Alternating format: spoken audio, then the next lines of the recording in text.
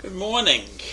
It's Wednesday, December 8th, and I'm going to tell you something this morning that I read. But before I say that, before I tell you about what I read this morning, let me tell you that I have been very frustrated at the pace that goes on in this country to get anything done.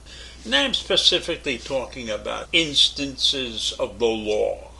We had a riot in Charlottesville 3 years ago, and it took 3 years before the court found in favor of the plaintiffs. $160 million was given to them in the decision that court reached. Why does it take 3 years? That's killing me.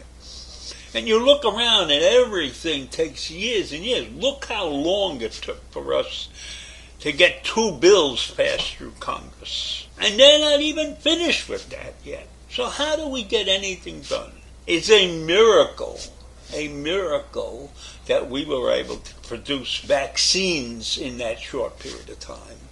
But then, I believe the reason for that is because the law wasn't involved in it. See, once the law gets involved in it, we, the common people, who don't understand much about the law, watch all the terrible twists and turns and objections and assertions and requests, and every time you're ready to make a decision, something else happens. And I am particularly distressed, and I was particularly distressed until I read this thing this morning. And I'm talking about the papers, the National Archives, and the Trump papers. All of you know that ex-President Trump has been yelling about him having executive privilege, and they can't release those papers because he has executive privileges.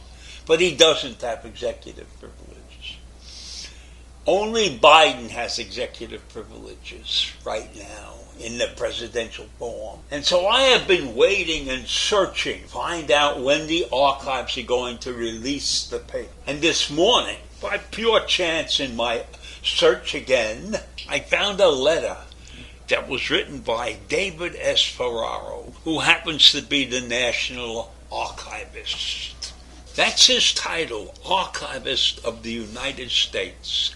And he wrote to President Trump. He said, to the Honorable Donald J. Trump, Dear President Trump, after consultation to the President and the Assistant Attorney General for the Office of the Legal Counsel as instructed by President Biden, I have determined to disclose to the House Select Committee to investigate the January 6th attack on the United States Capitol the 6 pages from the 4th notification that you identified as privileged in your letter of November 15th. I've included the letter so you can read the rest of it, and I hope you will. It's at the end of this rant. Thank you.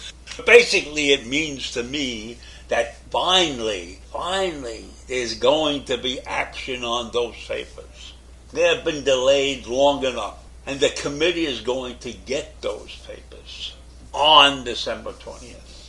If some court doesn't prohibit it. And that's the bloody problem in this country. Every time something is supposed to move ahead, there's an objection of some sort. And nothing happens. This information should have been in the hands of that committee months ago. There shouldn't have been any delays. We in this country pretend that we are law-abiding citizens, but using the law to protect your ass is not what I consider being a law-abiding citizen. This is serious stuff. This was a revolt. This was a coup that was taking place. And we allowed our democratic society to wait and wait and wait And meanwhile, the opposition is building up every conceivable excuse in the world to say that what happened on January 6th was not an insurrection, was not a coup, was a normal day at the Capitol. Well, I can tell you it wasn't a normal day because I don't think 5 people die every day at the Capitol. I don't think 140 police get hurt every day at the Capitol. So it was no normal day, and all those Republicans who have stepped up to the plate and said, nothing happened, nothing unusual, this was a nothing day. None of those guys should be allowed to be reelected. They shouldn't even be allowed to run for office if they have opinions like that. But there are so many people in this society that are on their side. We had 74 million people vote in that election on the losing side. So what are we doing here? What are we doing here? But I am now hopeful that because of this letter that I found from the director, the archivist, that there will be some semblance of retribution for the action that those people took. Now it's interesting, when these people have been tried, they have not been tried for treason. They have been tried for trespassing and many other minor events. And you know the only crime that's listed in the Constitution is treason. And all of these people that participated in January 6th participated in treason. Insurrection is treason. Coup is treason. And we're waiting months to get in it. It's a year almost since that event took place. And no action has happened. Nothing has happened. We don't know anything.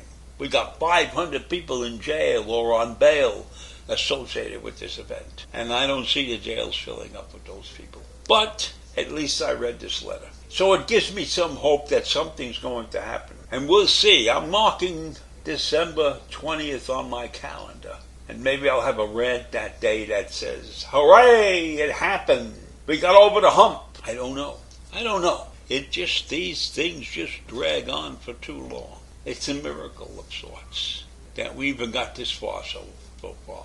So in any event, that's what I wanted to tell you. That's the good news. The good news is I found a letter that specifically stated that December 20th is the day that these papers are going to be released. And some papers are going to be released before then. Be sure to read the letter right after I fly away. So that's all I have for this morning, and I wish you a good day. Bye.